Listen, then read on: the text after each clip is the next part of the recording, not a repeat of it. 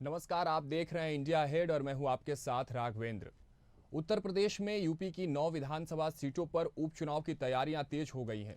हाल ही में लोकसभा चुनाव में जिस तरह के नतीजे सामने आए हैं, उसके बाद प्रदेश की कई सीटों पर समीकरण बदले हुए नजर आ रहे हैं।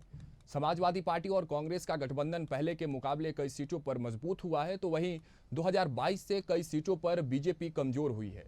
यूपी की जिन सीटों पर उपचुनाव होना है वो है फूलपुर, मझवा, मीरापुर, मिल्कीपुर, करहल, कुंदरकी, गाजियाबाद, कटेहरी और खैर विधानसभा की जो सीटें हैं इन पर उपचुनाव होने हैं। साथ ही इसके अलावा आपको बता दें, रायबरेली की ऊंचाहार सीट भी सुर्खियों में है। इस सीट से विधायक मनोज पांडे अब बीजेपी में शामिल हो चुके हैं।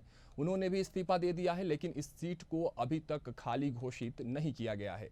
वहीं आपको बता दें कि 9 केंद्रीय मंत्रियों को भी लोकसभा चुनाव में हार का सामना करना पड़ा था। अब उनकी हार के बाद क्या कुछ समीकरण बने और बिगड़ेंगे, आज उस पर चर्चा करेंगे।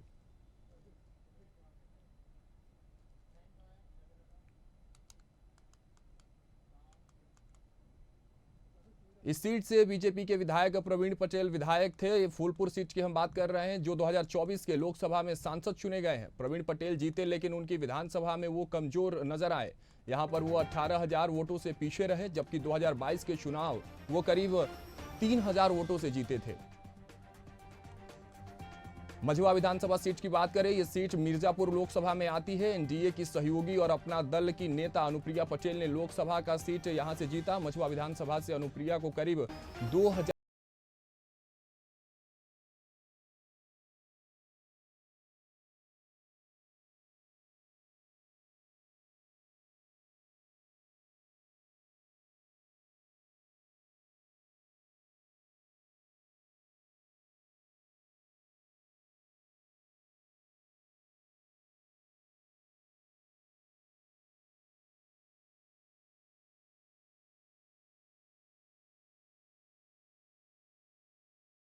आगे थे। इस बार रालोद का बीजेपी के साथ गठबंधन है।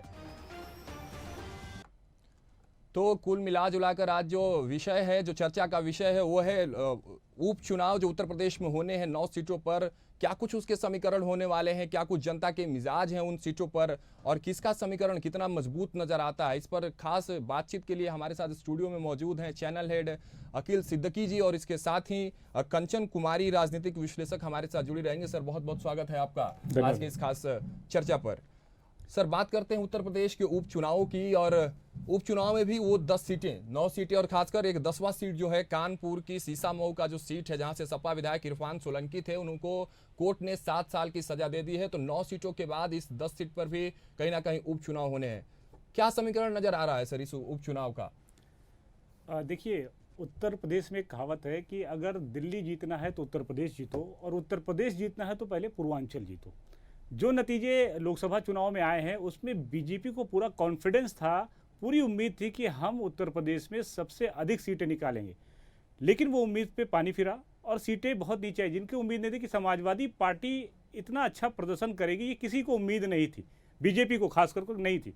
लेकिन जो जो प्रदर्शन अखिलेश यादव के नेतृत्व में हुआ, और गठबंधन, इंडिया गठबंधन, यानी राहुल गांधी ने जो फैसला लिया, फिर से इससे पहले भी 2017 में राहुल गांधी ने, यानी कांग्रेस ने गठबंधन समाजवादी पार्टी से किया था, विधानसभा में वो प्रदर्शन नहीं अच्छा हो पाया, तो उम्मीदें कहीं अलग हो गई थी। लेकिन फिर एक बार उम्मीद जागी और अखिलेश यादव ने और राहुल गांधी ने फैसला किया कि हम मिलकर लड़ सकते हो, बहुत अच्छा प्रदर्शन हो सकता है। लेकिन इस बार लोकसभा के चुनाव में मायावती को कहीं, यानी बहुजन समाज पार्टी को इंटरफेयर करने की उम्मीद नहीं जताई गई, उनको बाहर कर दिया गया। हालांकि आप देखिए कि जो रिजल्ट आया वो 37 सीटों में समाजवादी पार्टी, एक बड़ी पार्टी, बीजेपी के बाद कांग्रेस और कांग्रेस के बाद समाजवादी पार्टी एक बहुत बड़ी पार्टी होकर निकली है। तो एक जो बड़ी पार्टी बनी है, अब उम्मीदें बहुत ज़्यादा बढ़ गई लोगों की। अब टिकट की डिमांड भी बढ़ेंगे, समाजवादी पार्टी के बाद कार्यकर्ता बहुत हैं। अब वो एक एक उम्मीदें बढ़ रही हैं कि विधानसभा का उपचुनाव के टिकट किसको मिलेगा, क्योंकि 9 सीटें खाली हुई हैं। इसके अलावा जो विधायक थे वो सांसद हो गए हैं, उनकी सीटें खाली हुई हैं। ये सीटें तय करेंगी 2027। अब इसलिए पूरी चर्चा का विषय बना हुआ है पहले की अयोध्या में जो प्रदर्शन हुआ राम मंदिर बनने के बाद, जिस तरह वहां का रिजल्ट आया है, वो पूरी तरीके से एक बार चर्चा का विषय बना हुआ है। और यही वजह है कि नतीजों के बाद बीजेपी की जो नफरत की हार करार दिया है विपक्ष ने। कि ये नफरत फैला रहा था, इसलिए वो अयोध्या में हारे। अयोध्या की अलग अलग पहलू पर कहीं ना कहीं अब समीक्षा हो रही है, भारतीय जनता पार्टी करती नजर आ रही है, क्योंकि पूरा मुद्दा अयोध्या है।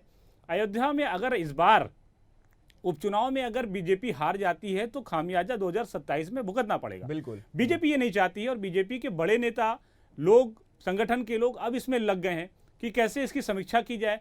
लेकिन देखिए, जिस तरह खबरें अयोध्या से आ रही हैं, हार का जिम्मेदार कोई नहीं बनना चाह रहा है। सबने कहा वो उनसे हारे, उनकी वजह से हारे, इस बात से हारे, इस बयान से हारे, ऐसे हारे, तो वो तमाम चीजें निकल के आ रही हैं। लेकिन अभी तक ये तस्वीर साफ नहीं हो पाई कि आखिर हार का मुद्दा था क्या। अयोध्या में जिस तरह अखिलेश यादव का बयान आया, उनके मौजूदा विधायक, उन्होंने पूर्व विधायक बोला, चर्चा का विषय रहा कि नहीं अब तुम विधायक सांसद बनने वाले हो, वो बात कहीं ना कहीं सही हो गई, साबित हो गई। लेकिन वहाँ का अलग एक अलग मिजाज है, एक अलग सोच है।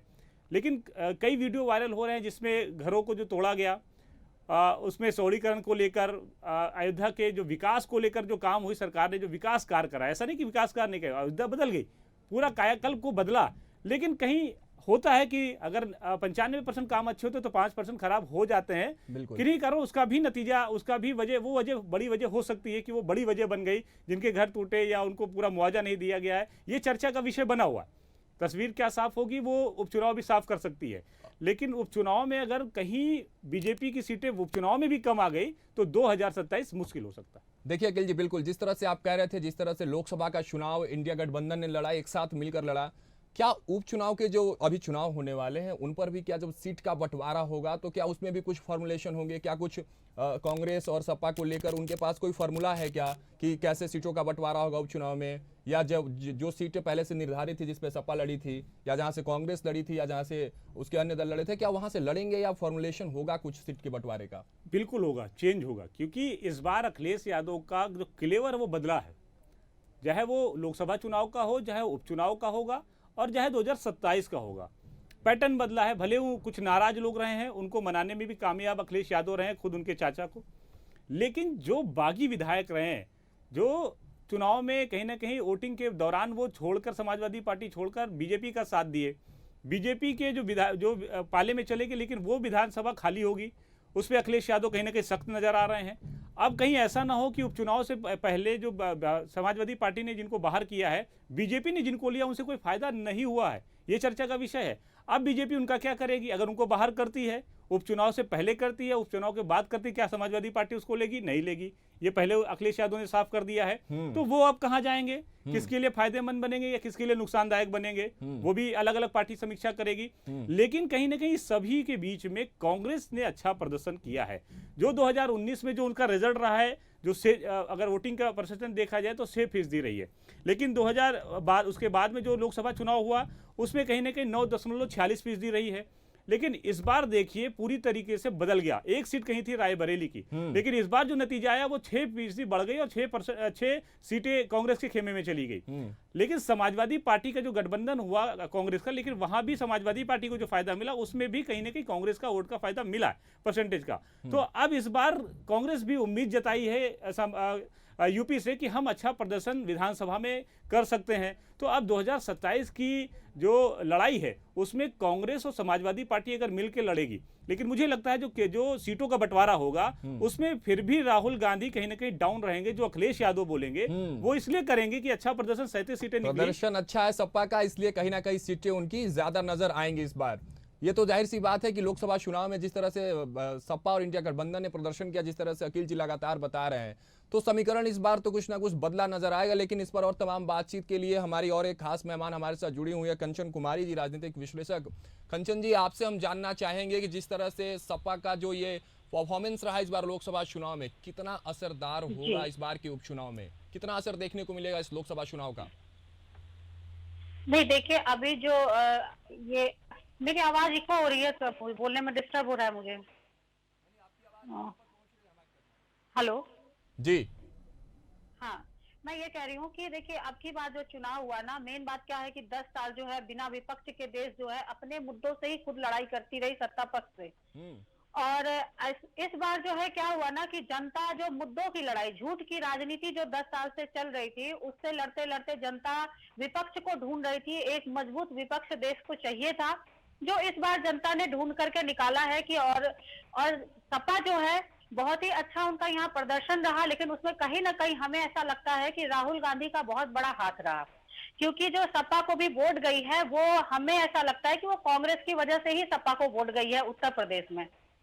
आप देखिए कि राहुल गांधी जो जमीन तलाश रहे थे उत्तर प्रदेश में, वो भी उनको बहुत अच्छा मिला, और अगर सीटें अगर और सपा इनको दे दी होती तो और बेहतरीन जाता, लेकिन वो नहीं हो पाया। रही बात अयोध्या के हार जीत की, जो भी भाई साहब कह रहे थे, तो मुझे ऐसा लग रहा है कि वहां सबसे बड़ा जो लल्लू जी का जो बयान रहा संविधान को लेकर के, वो बहुत ही बड़ा एक फैक्टर रहा इस चुनाव में अयोध्या हारने का।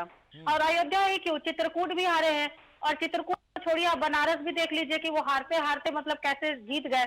तो यही जो एक फैक्टर रहा यूपी में, ये बहुत बड़ा फैक्टर रहा कि संविधान और आरक्षण को लेकर के, ये दोनों चीजें जो है, जातिवाद को लेकर के बहुत लोग कह रहे हैं कि जाति को लेकर के रहा, लेकिन मुझे ऐसा नहीं लगता, क्योंकि 10 साल से बहुमत से आ रही थी सरकार, बीजेपी सरकार, लेकिन इस बार जो ऐसे बयान, बेतुके बयान, और 10 साल से जिस तरीके से जनता के, युवाओं के बेरोजगारी, हर चीज को झेलते हुए जनता ने 10 साल गुजारा, इसके वजह से ये सारी चीजें हुई हैं।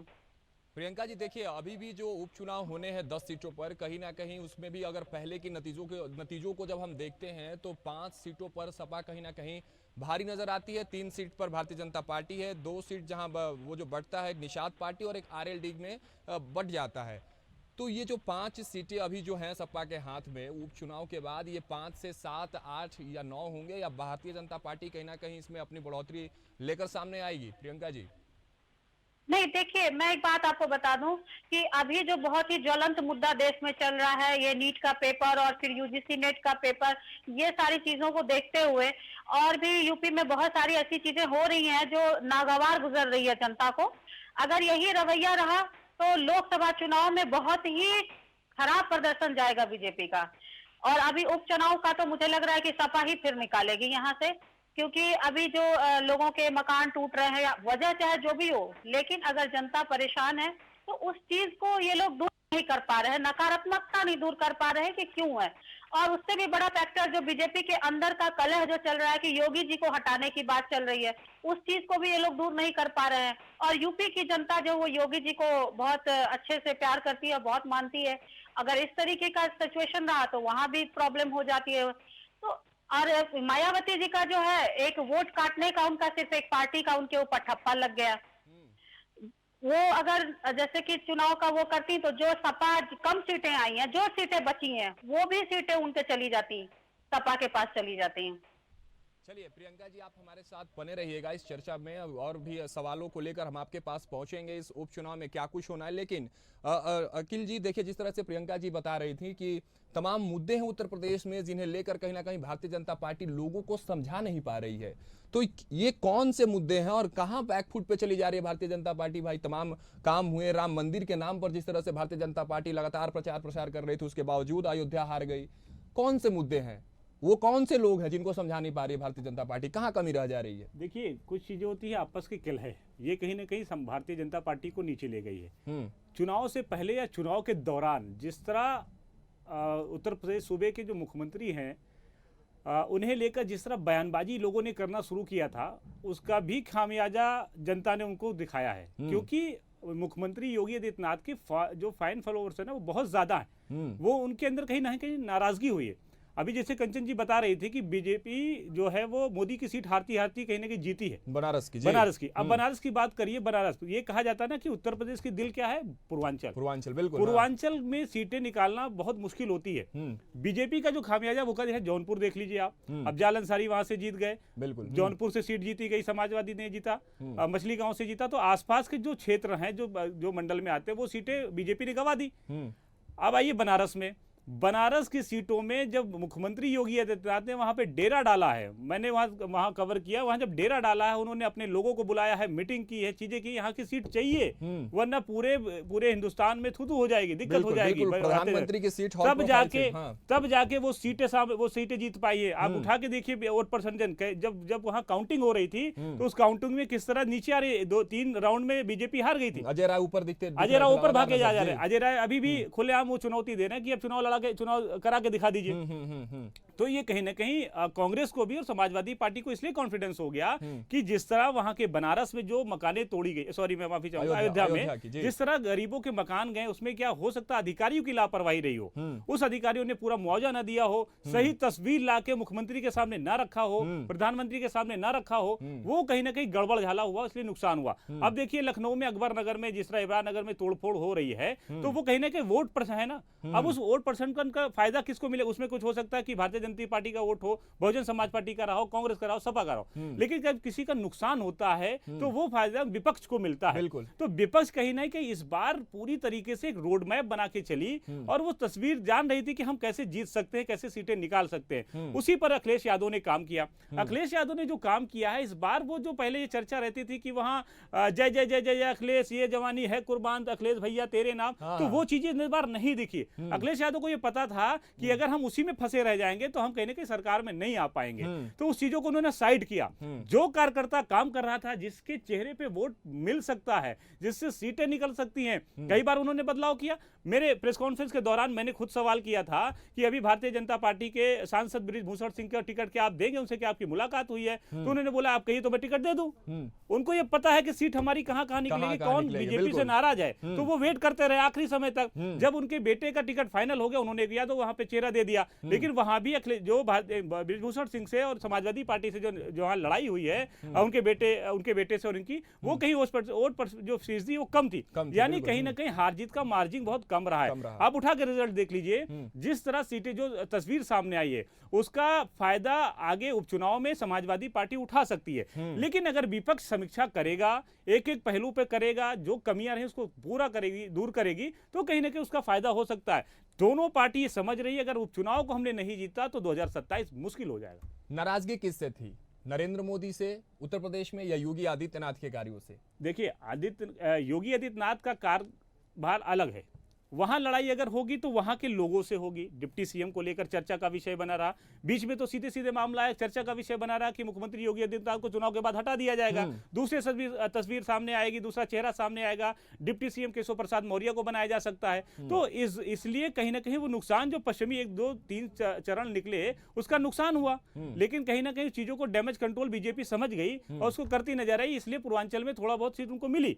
इसका फायदा यानी आप समझ लीजिए, अगर नाराजगी अगर योगी आदित्यनाथ से करेंगे, यूपी में अगर किया जाएगा तो नुकसान भारतीय जनता पार्टी को होगा। ये मोदी जी भी समझ रहे हैं, इसके अलावा संगठन के लोग भी समझ रहे हैं, इसलिए उस चेहरे को हटा पाना बहुत मुश्किल है। और अगर मुझे लगता है कि जहां तक मैंने समझा है कि अगर भारतीय जनता पार्टी उसी चेहरे को अगर लेके आगे बढ़ती है और जो आपस की कलह है उसको दूर कर लेती है और जो मुद्दे जमीनी है हमने किया क्या है उसको अगर बयान करे, तो मुझे लगता है कि उपचुनाव में अच्छा प्रदर्शन कर सकती है और जिसका फायदा भारतीय जनता पार्टी को 2027 में हो सकती है। अगर इस चीज पे नहीं जाती है, उसका उल्टा चलती है, तो कहीं ना कहीं नुकसान होगा और भारतीय समाजवादी पार्टी और कांग्रेस को फायदा होगा 2027 में। एक सवाल अखिल जी आपसे लेते हैं, उसके बाद कंचन जी आपके पास आएंगे। अखिल जी, एक अगर हम लोग अभी ये समझे कि अभी तो 27 में चुनाव उत्तर प्रदेश में, लेकिन अभी जो ताजा हालात हैं, जो ताजा समीकरण उत्तर प्रदेश के बता रहे हैं, अगर मान लीजिए अभी 2027 का वो चुनाव करा लेते हैं तो भारतीय जनता पार्टी के दामन में कितनी सीट जाएंगी,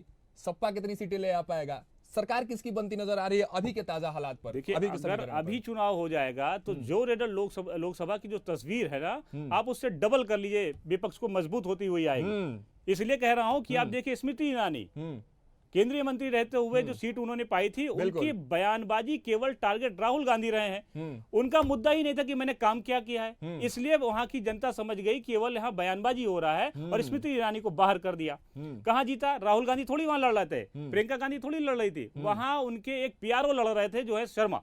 आप सोचिए, जब उन्होंने अपने पीआरओ को जिता लिया ऐसे जगह जहां पे केंद्रीय मंत्री हारी, साथ साथ केंद्रीय मंत्री हारे हैं, बिल्कुल योगी सरकार के 2 मंत्री हारे हैं। आप देखिए अजय टेनी का ये चर्चा था, अगर टिकट ना देते, वहां से किसी और को टिकट दे दिया जाता तो लखीमपुर की सीट भारतीय जनता पार्टी के खेमे में होती, उनके पाले में होती। अजय सिंह टेनी को उतारना उनके लिए महंगा पड़ गया। ये पहले हो गया था कि हार जाएंगे। संजीव बालियान, अभी संजीव बालियान हारे नहीं, उससे पहले उनके ही 2 पूर्व विधायक और इनसे दोनों लोगों संगीत सोम से बयानबाजी हो रही है, एफआईआर तक की नौबत आ गई कि उन्होंने मुझे हराया है। तो आपस का किला कहीं ना कहीं उनको ले बीता है। इसके अलावा अगर बात करें, महेंद्र नाथ पांडे केंद्रीय मंत्री रहे हैं, भारतीय जनता पार्टी के उत्तर प्रदेश के वो प्रदेश अध्यक्ष रहे हैं, उनको हार का सामना करना पड़ा। इसके अलावा लखनऊ से देखिए कौशल किशोर केंद्रीय मंत्री रहे हैं। अपने मुद्दों को लेकर ये अपनी चर्चा, अपने विकास कार्यों को न गिनाकर वो दूसरे को बयानबाजी में रहे। इंडिया गठबंधन को कितना घेर लें हम, तो घेरने के चक्कर में कहीं ना कहीं नुकसान हो गया। और समाजवादी पार्टी, कांग्रेस केवल एक मुद्दे पे चली है, जहां तक मैंने देखा है, संविधान बचाना। उसको लेकर जो vote bank Bahujan Samaj party का था वो खिसक के समाजवादी पार्टी में चला गया, इंडिया गठबंधन में चला गया, जिसका पूरा फायदा इंडिया गठबंधन को हो गया। राहुल गांधी को यह पता था, किसी प्रेस कॉन्फ्रेंस में जाते थे संविधान का किताब लेके जाते थे, तो ये बड़ा मुद्दा रहा और उसी का फायदा इंडिया गठबंधन को मिला है। और इस बात को, इस वोट को कहीं ना कहीं भारतीय जनता पार्टी ने नहीं रोक पाई। उनको लगा कि संविधान को लेकर बहुत अच्छा प्रदर्शन समाजवादी पार्टी नहीं कर पाएगी।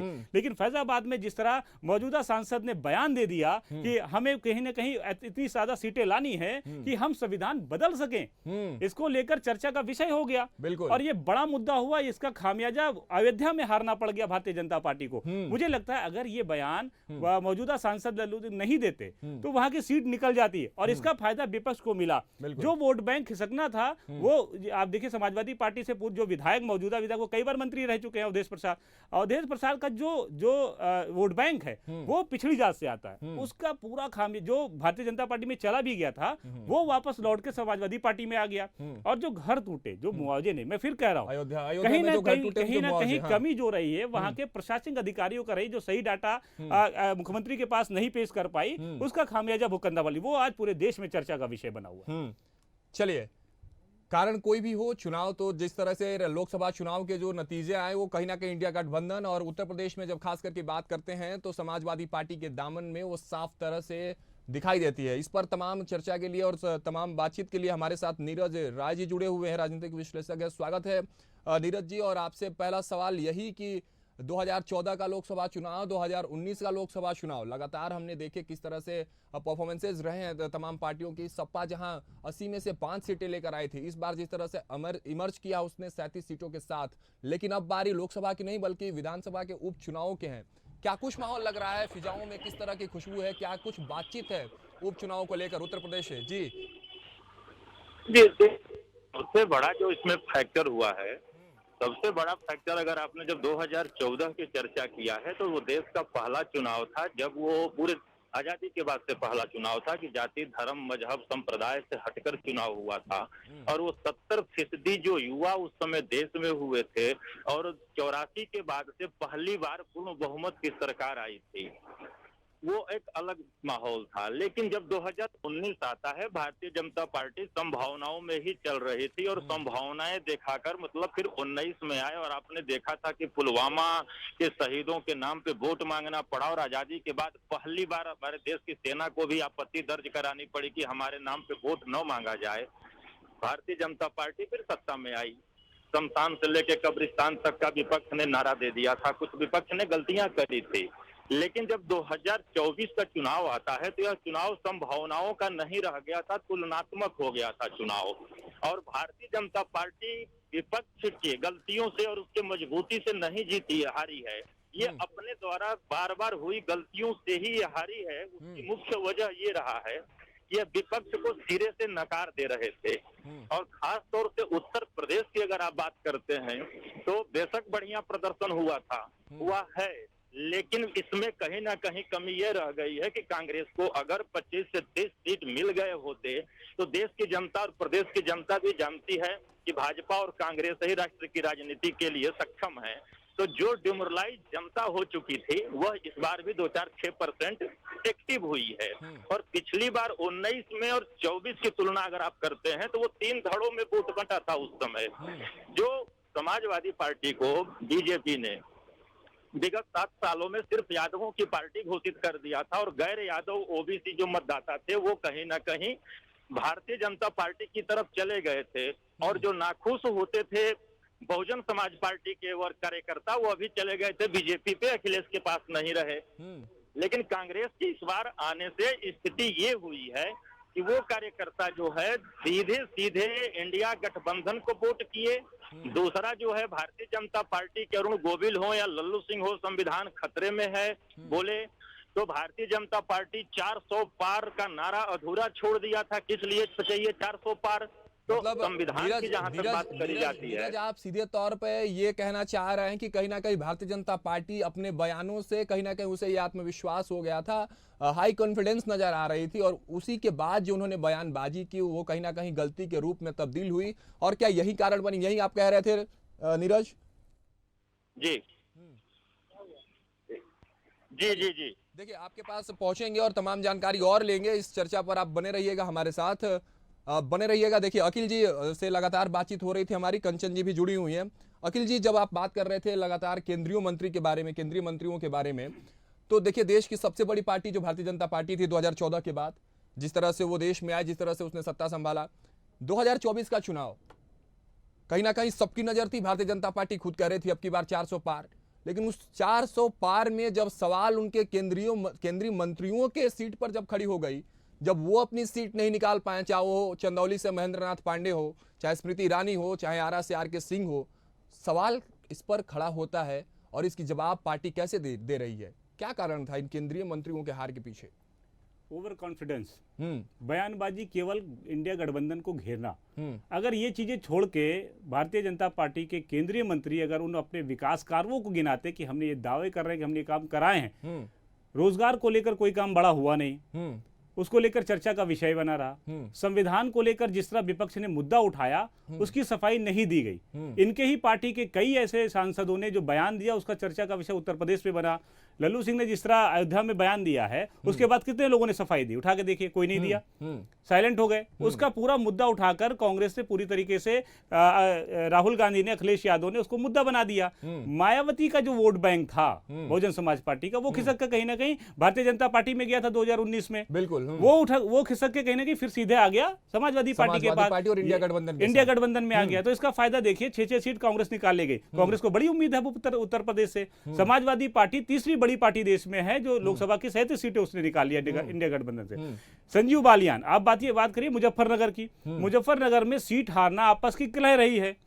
जो हमने काम किया उसको तो गिनाएंगे साहब, आप गिना ही नहीं रहे हो। आप गिना ही ना कि हमने ये काम किया है। कहीं यहाँ पीछे नजर आई भारतीय जनता पार्टी। भानु प्रताप सिंह वर्मा जो वहां से थे, जालौन से, वो भी अपने मुद्दों पे कोई नहीं रहा है। साध्वी निरंजन फतेहपुर, कौशल किशोर मोहनलालगंज लखनऊ, स्मृति ईरानी अमेठी, अजय मिश्रा टेनी, जिस तरह किसानों पे उन्होंने, उनके बेटे ने जिस तरह उन्होंने जो थार चलाई थी वो पूरे देश में चर्चा का विषय रहा है। ये चर्चा रहा कि अगर अजय सिंह टेनी को अगर दिया जाता है टिकट तो कहीं ना कहीं वो हार जाएंगे। ये भारतीय जनता पार्टी को पता था। इसके बावजूद भी टिकट, उसके बावजूद टिकट दिया गया, वो उसका हार का सामना करना पड़ा। वहां किसी को अगर चेहरा दूसरा बदल देते तो सीट निकल सकती थी, लेकिन नहीं। उसके अलावा महेंद्र पांडे, आप देखिए प्रदेश के प्रदेश अध्यक्ष चंदौली से, चंदौली कहां पर है? बनारस से सटा हुआ है। बनारस की 3 सीटें वो हार गए, बनारस से सटे हुए मंडल से सीटें हार गए। अफजाल अंसारी वहां से जीते, मछली गांव देखिए, जौनपुर देखिए, चंदौली देखिए, समाजवादी पार्टी निकाल ले गई। तो कहीं ना कहीं अब डर जरूर भारतीय जनता पार्टी के बीच में कि उन्होंने उस मुद्दों को फोकस नहीं किया जिसपे केंद्र को करना चाहिए था।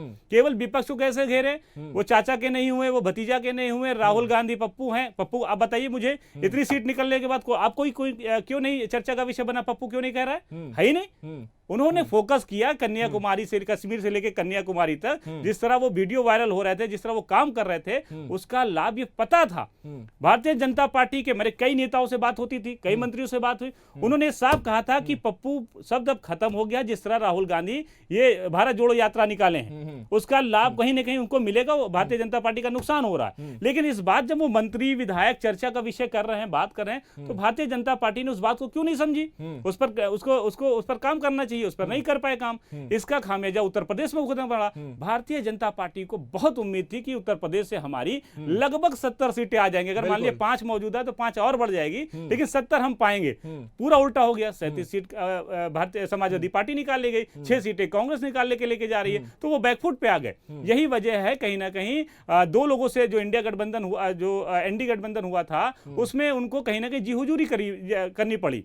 आप देखिए तस्वीर, जिस तरह वो जो सरकार गठबंधन में अब चल रही, जो केंद्र सरकार में, उसमें जो 2 लोगों को बिहार से लेके वहां तक जो बनाया गया, उसका देखिए उनका प्रभाव है।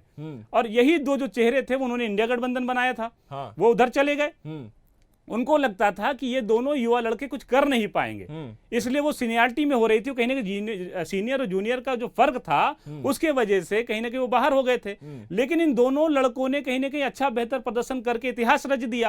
अब बिल्कुल चुनौती तो देखने को मिली इस बार लोकसभा चुनाव में, कहीं ना कहीं भारतीय जनता पार्टी डरी और सहमी भी नजर आई जब सरकार बनानी थी अकेले उनको। निश्चित तौर पे अगर कहीं ना कहीं थोड़ा सा अगर प्रदर्शन अच्छा हो जाता और हो जाता, अगर ये दो लोग अगर साथ आ जाए होते तो मुझे लगता है कि इंडिया गठबंधन की सरकार थी।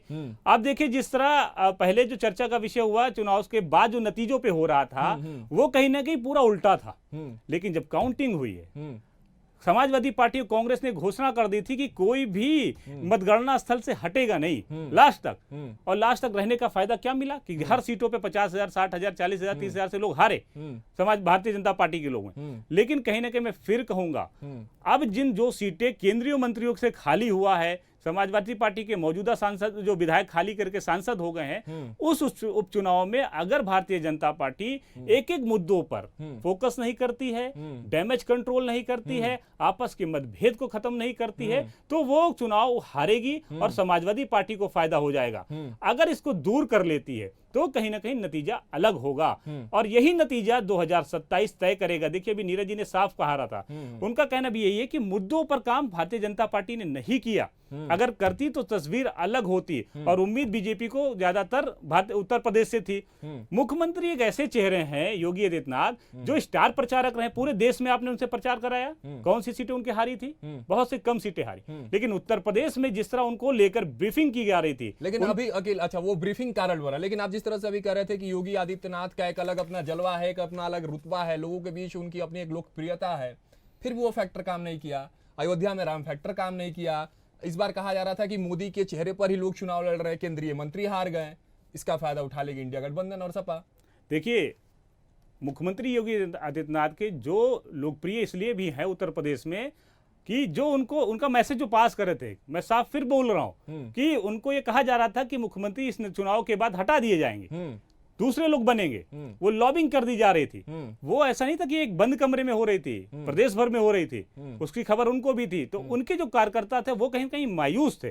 और जब इस पार्टी को और गठबंधन संगठन को ये पता लगा कि इससे नुकसान हो सकता है, 3 फेज में जब ये पता चल गया, तब जाके कहीं ना कहीं मुख्यमंत्री को मनाने की भी कोशिश की गई है। और यही वजह रही है कि बनारस की सीट अगर बची है तो मुख्यमंत्री योगी आदित्यनाथ के दम पर बची है। जब वो जाके अपनी चीजों को बेहतर किए हैं, अपने लोगों को बुला के मीटिंग की है कि हमें ये सीट चाहिए, तब जाके वो सीट बची है। तो कहीं ना कहीं मुख्यमंत्री योगी आदित्यनाथ एक ऐसे अलग चेहरे हैं, भारतीय जनता पार्टी के लिए स्टार प्रचारक भी और उत्तर प्रदेश के कहीं ना कहीं एक ऐसे पिलर हैं, अगर उन्हें हिलाया गया तो जो उपचुनाव भी हिलेगा और आपका 2027 भी हिलेगा। चलिए, ये तो अखिल जी ने साफ साफ ये इशारा कर दिया कि अगर समीक्षा नहीं करती है भारतीय जनता पार्टी, अपनी हार की समीक्षा नहीं करती है, नतीजे 27 में भी बदले नजर आएंगे और उपचुनाव के नतीजे बदले आएंगे। लेकिन हम रुख करते हैं नीरज जी का। नीरज जी, अगर आप बताएं कि देखिए उपचुनाव है, लोकसभा की बात हम अखिल जी ने लगातार की, विधानसभा की भी बात कर रही है।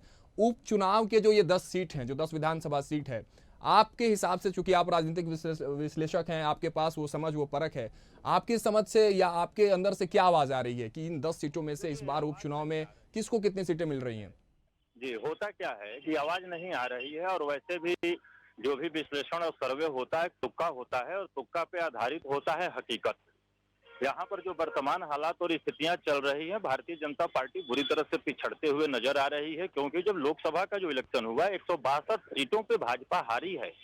आप यह देखिए यह उस परिस्थिति में हारी है जो सबसे मजबूत प्रधानमंत्री जिसको बोला जाता रहा है।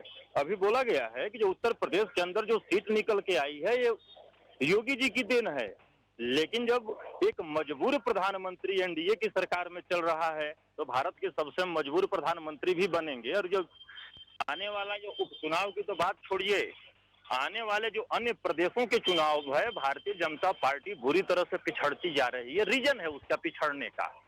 अब थोड़ा सा एक इस पे आइए कि 2014 से आइए, राजनीतिक जो चीजें हम लोग देखते हैं वर्तमान पे देखते हैं, लेकिन वर्तमान आज से 10 साल पहले तैयार हो चुका था। जो 70% युवा थे, वो युवा 18 से 25 साल के थे और 18 का हो गया 28 साल, 25 वाला हो गया 35 साल, 18 से 28 वाला पढ़ाई करके रोजगार ढूंढ रहा है और 35 साल वाला जो हो गया है वह अभी बाल बच्चे उसके स्कूल नहीं जा रहे हैं।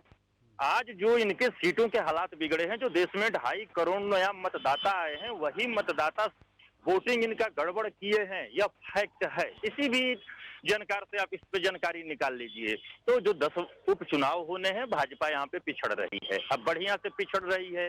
वो वाला चला गया कि मोदी जी का जो जलवा था, आपको दिख गया है कि इस समय आप देख रहे हैं कि हालात देश के क्या हो गए हैं। नीट जैसी परीक्षा और नेट की परीक्षा पूरा एकदम चरम पे, छात्र विरोध पे चल रहे हैं। कर्णधारों के भविष्य के साथ खिलवाड़ हो रहा है और देश का प्रधानमंत्री इस पे चुप है और प्रदेश के मुख्यमंत्री से ये कह रहे हैं कि परीक्षा में जो दोषी है उसके ऊपर हम FIR किए। उत्तर प्रदेश के अंदर भी पिछले दिनों एक परीक्षा आपने देखा अभी कि यहाँ पर लीक होती है, रद्द करी जाती है और उसका मालिक विदेश भाग जाता है। गुजरात की कंपनी है वो, लेकिन क्या मुकदमा हुआ इस पर अखिलेश यादव ने भी उठाया है अंगुली। तो ये सब चीजें भ्रम जाल में किसी को फंसा के आप नहीं रख सकते।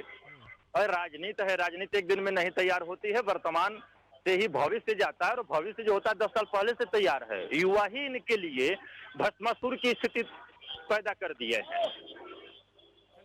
नीरज जी, बहुत बहुत धन्यवाद आपका तमाम चर्चा में हमारे साथ शामिल होने के लिए। और देखिए, जिस तरह से आज का जो चर्चा था, उत्तर प्रदेश में 10 सीटों पर उपचुनाव होने हैं। उपचुनावों के जो समीकरण थे, लगातार अकील जी हमारे साथ स्टूडियो से चैनल हेड जुड़े हुए थे, प्रियंका जी माफ कीजिएगा, कंचन जी जुड़ी हुई थी हमारे साथ, राजनीतिक विश्लेषक। तीनों ने जिस तरह से इस चर्चे को जिस तरह से बताया, आपको साफ साफ अब आपके आंखों के सामने उन सीटों के समीकरण नजर आ रहे होंगे। आपको बता दें, उत्तर प्रदेश में 10 विधानसभा सीटों पर उपचुनाव होने, जिसमें मुख्यतः फूलपुर विधानसभा, खैर, गाजियाबाद, मझवा, मीरापुर, करहल, कटेहरी, कुंदरकी और मिल्कीपुर शामिल है। खास करके नजर सबकी करहल और मिल्कीपुर पर है। जैसा लगातार अकील जी चर्चा कर रहे थे, मिल्कीपुर पर इसलिए क्योंकि ये फैजाबाद में आता है। और अयोध्या की जब बात हुई थी, इन्होंने लगातार बताया कि अयोध्या में भारतीय जनता पार्टी का हार का कारण क्या था। लगातार लोगों के बीच भारतीय जनता पार्टी अपने मुद्दों को लेकर नहीं पहुंच पाई और इसका फायदा कहीं ना कहीं इंडिया गठबंधन को और समाजवादी पार्टी को देखने को मिला। और इस बार का लोकसभा चुनाव जो है, कहीं ना कहीं उपचुनाव जो होने वाले विधानसभा में, इसके नतीजे उस पर डायरेक्ट असर डालेंगे। और इस विधानसभा उपचुनाव के नतीजे, जैसा अकील जी लगातार बार बार फोकस कर रहे थे, नतीजा 2027 का भी बदलते नजर आएगा, जब तक भारतीय जनता पार्टी अपने हार की समीक्षा नहीं करेगी। तो चलिए, एक बार फिर से बहुत बहुत धन्यवाद अकील जी आपका, कंचन कुमारी आपका, और नीरज राय जी आपका भी बहुत बहुत धन्यवाद हमारे साथ चर्चा में शामिल होने के लिए। आप बने रहे इंडिया हाइट के साथ। मुझे दीजिए इजाजत, नमस्कार।